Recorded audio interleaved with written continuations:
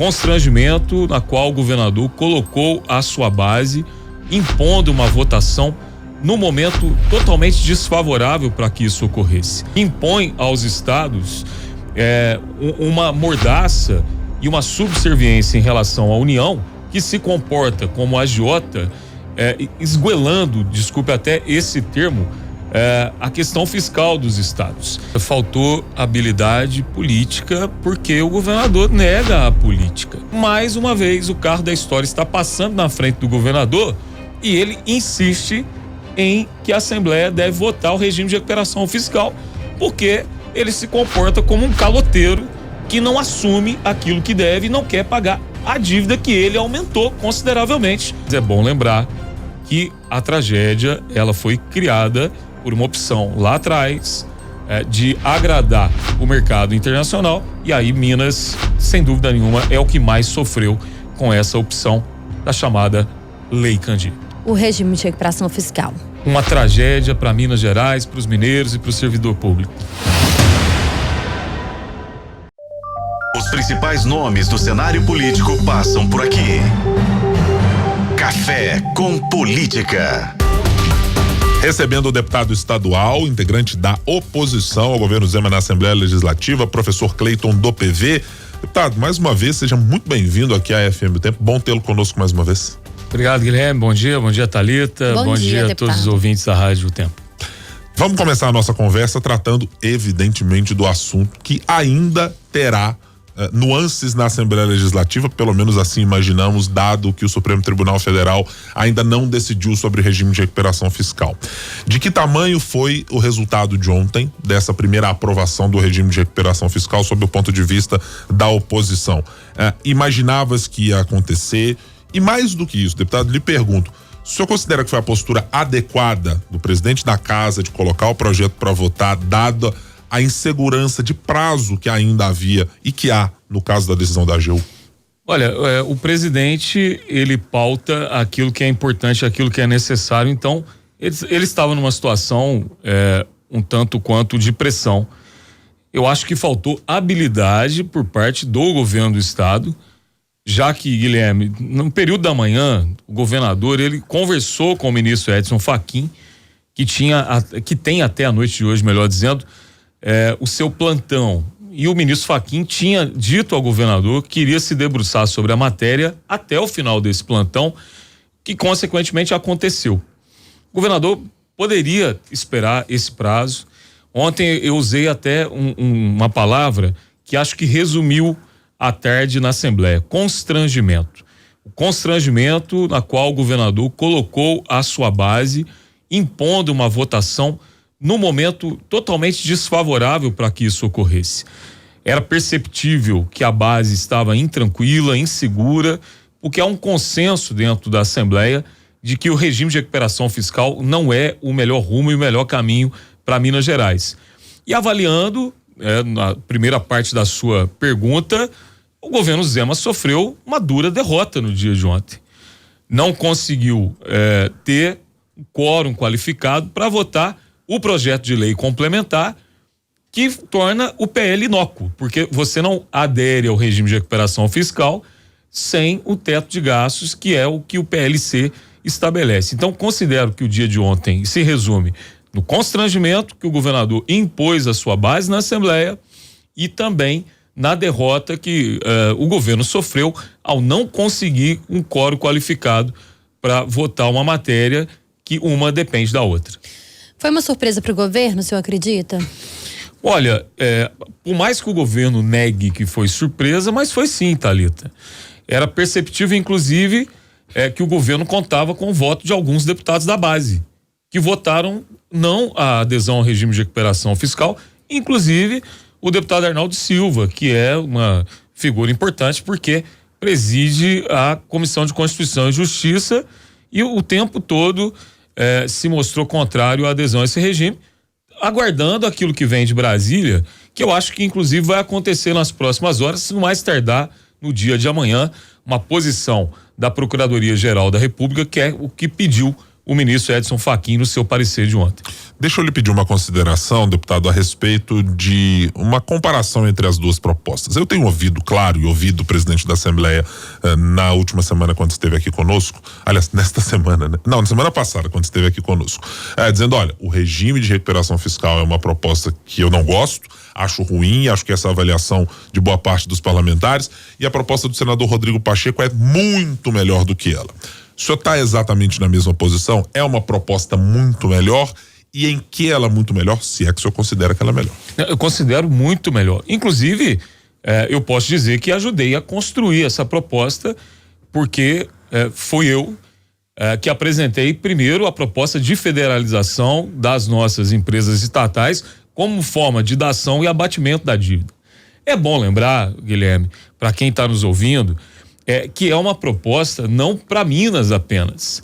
É uma proposta visando resolver um problema que se arrasta desde o final da década de 90, que impõe aos estados uma mordaça e uma subserviência em relação à União, que se comporta como agiota, esguelando, desculpe até esse termo, a questão fiscal dos estados. Então era necessário que nós tivéssemos uma proposta um tanto quanto melhor do que o regime de recuperação fiscal, que se mostrou ineficiente, ineficaz e muito pior para os estados que fizeram a adesão. Quando eu falo uma proposta de país, é bom lembrar que nós temos hoje 4 estados que estouraram o limite prudencial, que é Rio Grande do Sul, Goiás, Minas Gerais e Rio de Janeiro, dos quais 2 fizeram adesão ao regime de recuperação fiscal, o Rio Grande do Sul, inclusive tiveram que suspender o pagamento da dívida por conta da tragédia que lá ocorrera. E aí, quando você pega uma proposta tão robusta como essa e que abarca tantos estados, tem que se ter paciência.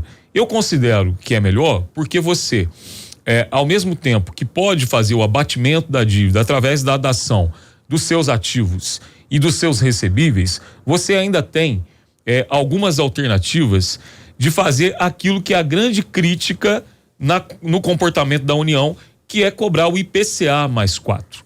À medida que você for cumprindo a proposta do Propag do senador Rodrigo Pacheco, de infraestrutura, de investimento na educação, consequentemente, os juros eles vão sendo abatidos e os estados não ficam na situação que se encontram hoje, que é de uma dívida que vai aumentando consideravelmente. O regime de recuperação fiscal, resumidamente falando, resolvia o problema do governo Zema.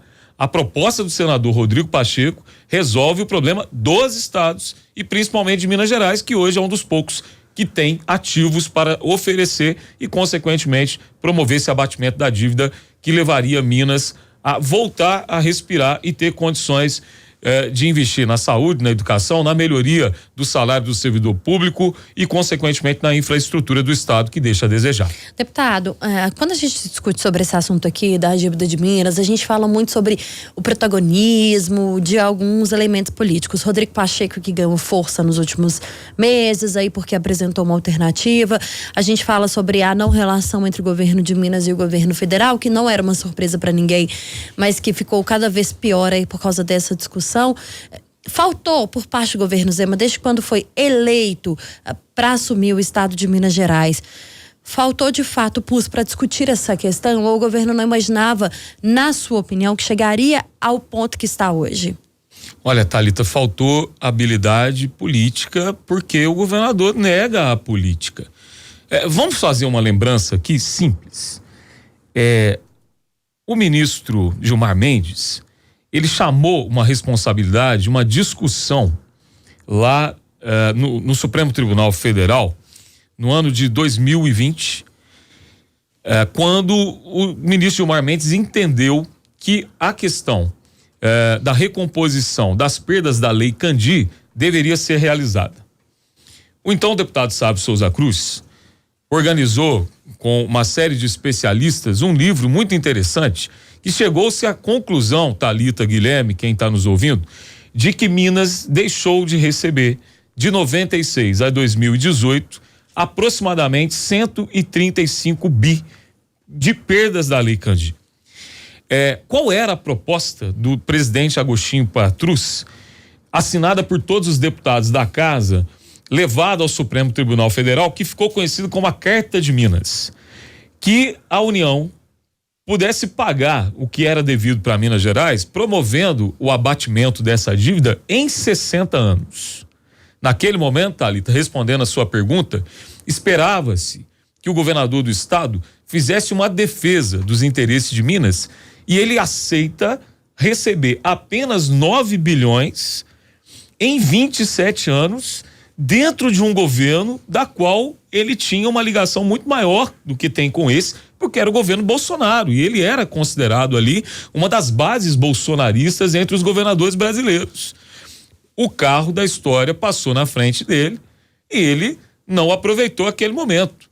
Mais uma vez, o carro da história está passando na frente do governador e ele insiste em que a Assembleia deve votar o regime de recuperação fiscal, porque ele se comporta como um caloteiro que não assume aquilo que deve e não quer pagar a dívida que ele aumentou consideravelmente por não pagar um centavo da mesma durante esses últimos anos de governo, inclusive um ano e meio do governo Lula, onde por várias vezes ele tem um comportamento político de enfrentamento quando ele poderia ser um homem mais do diálogo.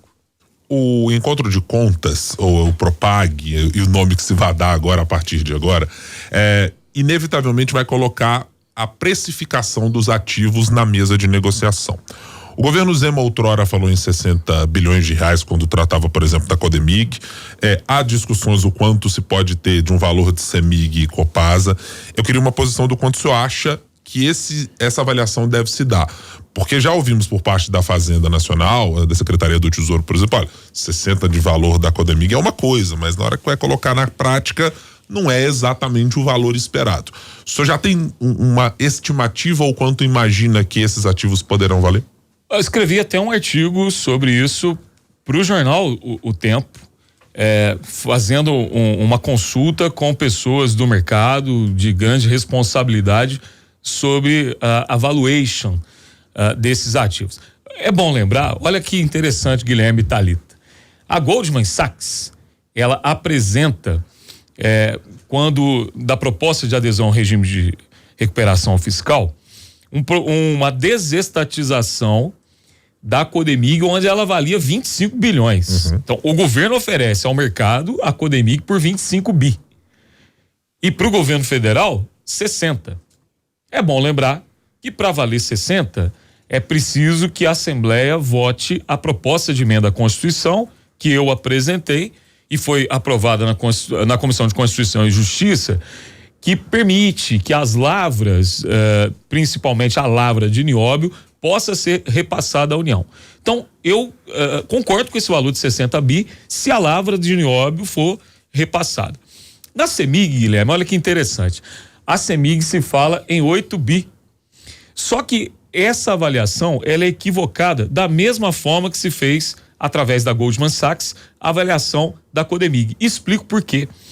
Nas empresas públicas, você não pode fazer apenas uma avaliação acionária, uma avaliação das ações. Você tem que fazer uma avaliação dos ativos, dos imóveis e, consequentemente, daquilo que a empresa também tem de representatividade no mercado. Explico. Por que acho que a CEMIG não vale apenas 8 bi? Chegamos à conclusão de que o valor dela hoje seria de 24 bi, porque a CEMIG contém a maior linha de transmissão do Sudeste brasileiro. Ainda tem participação em empresas grandes, robustas e altamente rentáveis como a Taesa. Percebe-se claramente, inclusive, uma desidratação, uma venda de ativos na CEMIG, até para tentar diminuí-la no mercado e, consequentemente, não torná-la atrativa para a União.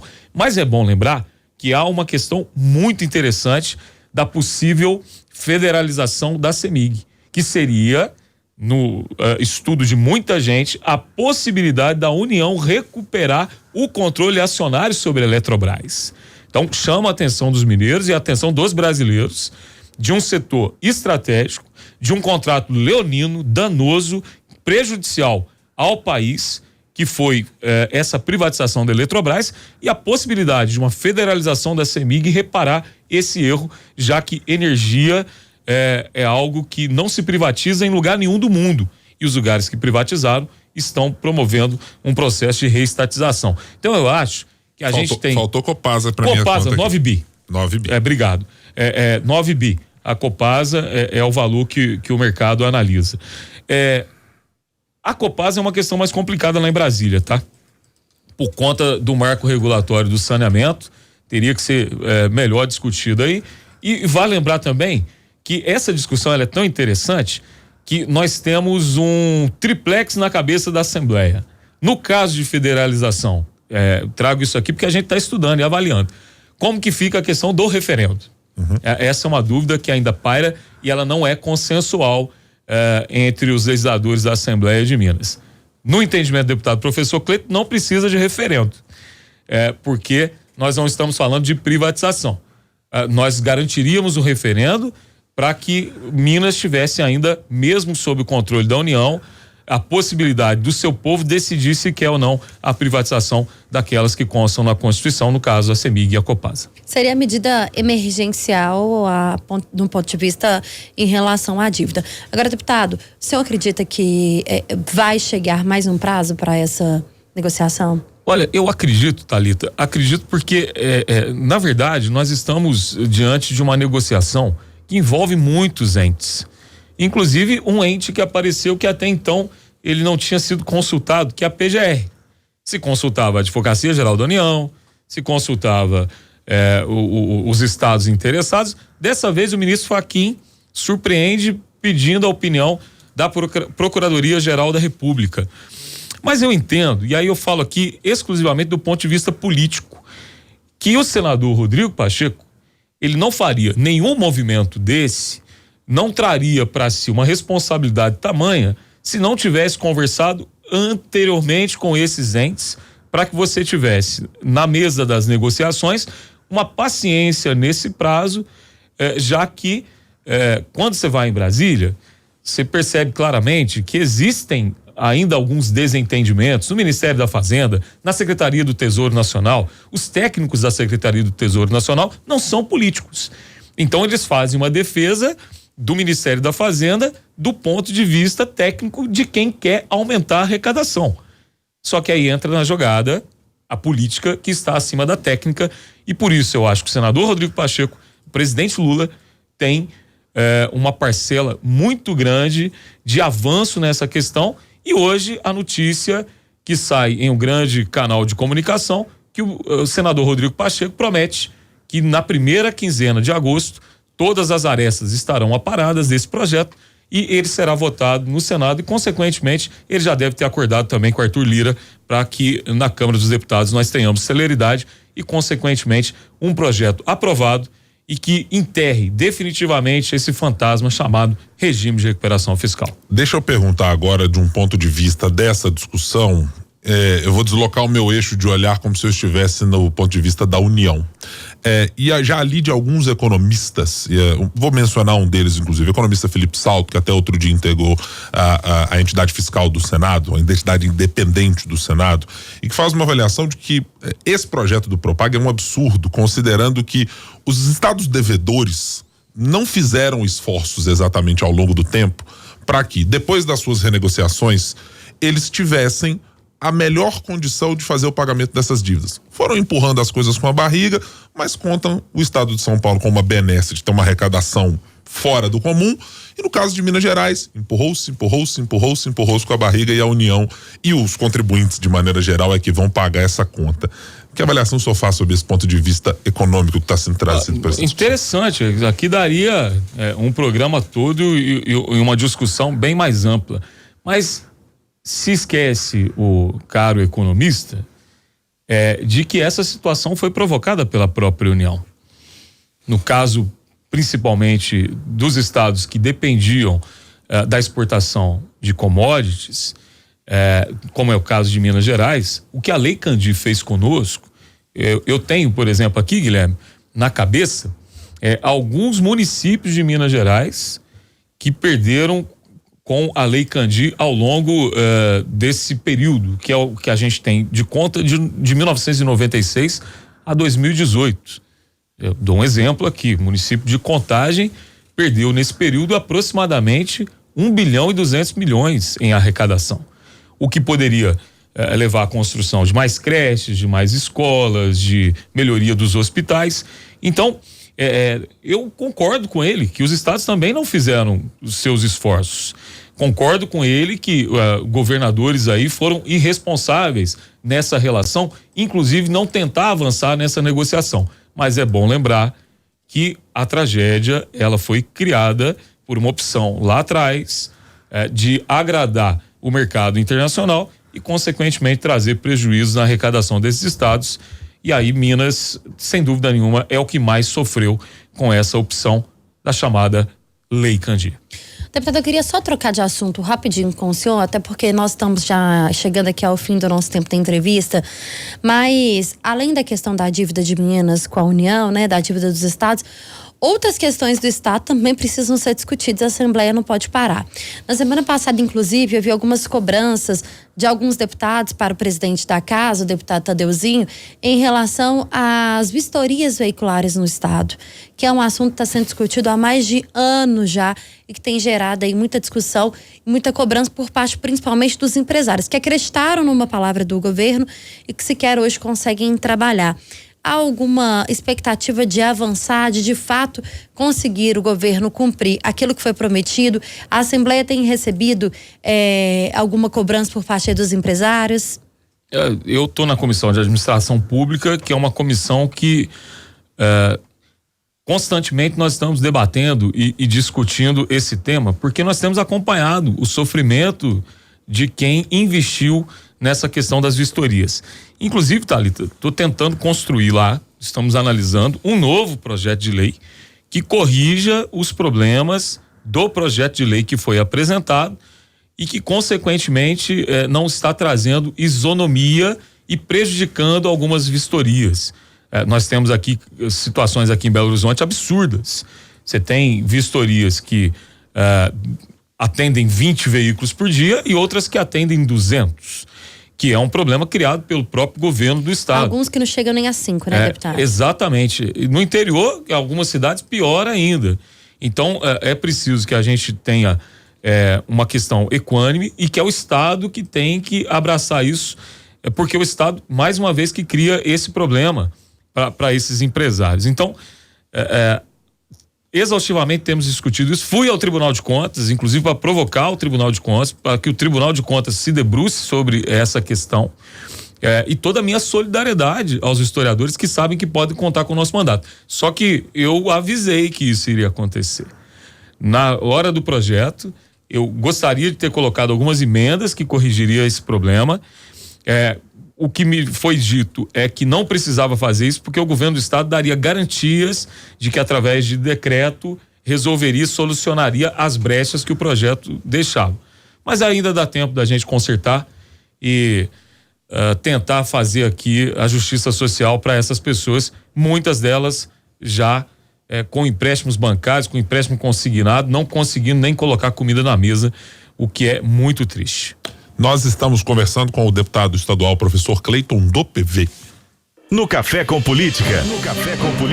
Hora do bate-pronto. Vamos então às perguntas objetivas e respostas objetivas. Deputado, uma nota para o governo Zema de 0 a 10. 2. A atuação do líder de governo João Magalhães com a oposição. Muito habilidoso, uma pessoa de bom trato e que tem resolvido muitos problemas dentro da casa pela sua experiência. O regime de recuperação fiscal. Uma tragédia para Minas Gerais, para os mineiros e para o servidor público. A atuação do presidente da Assembleia, Tadeu Martins, nesse processo. Um homem de consenso, de diálogo, um homem certo na hora certa. Deputado estadual professor Cleiton do PV foi o nosso convidado de hoje no Café com Política. Volte mais vezes. Eu tenho mais uma pergunta para fazer. O Cruzeiro Esporte Clube é o final de 2024, deputado? Cruzeiro Esporte Clube, só alegria. Muito bem. E o cabuloso voltou. É só para constar aqui nas minhas atas, tá? Para depois eu poder cobrar todo mundo que tá nessa história. Você me deu uma boa ideia, Guilherme. Depois eu vou te fazer um bate-pronto assim. Não, eu não posso ser. De mediador eu não posso passar para entrevistado, não. Apesar de que com o Cruzeiro Esporte Clube a gente topa, talvez. Deputado, obrigada, viu? Obrigado, ótimo Thalita. dia pro Obrigado, senhor. obrigado, e um gente. bom recesso pela Assembleia. Obrigado.